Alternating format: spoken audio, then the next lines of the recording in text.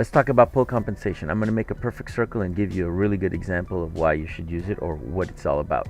So hitting my command key, I'm going to hit command and make a perfect circle. If we go to our selector tool and we see the size at the 207, 207.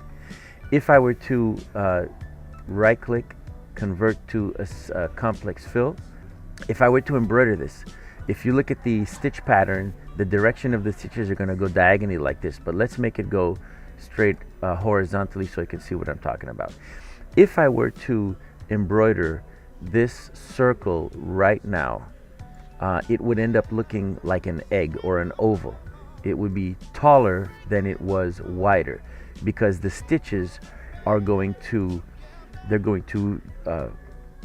pull these sides in, so it's going to make it look like this. So your circle is going to end up looking like that when it's embroidered. I know it doesn't look like that on the screen, but when you digitize this and you run it, it's going to look like that. So that's where the pull compensation comes in.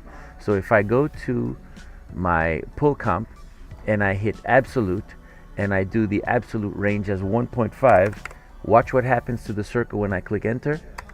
Notice how it got a little bit wider. What that's going to do is it's compensating for the tendency of the material to scrunch together when you embroider it. So therefore it's compensating for that pull, and so when you use a pull compensation button, it automatically does it for you.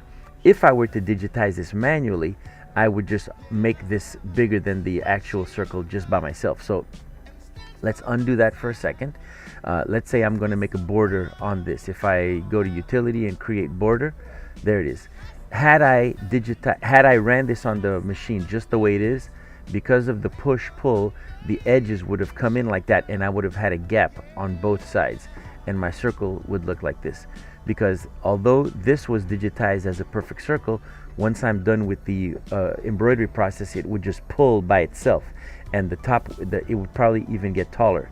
Now, when I go to put the border around it, it's supposed to be where the old circle used to be, but because of the pull, it kind of tucked it in.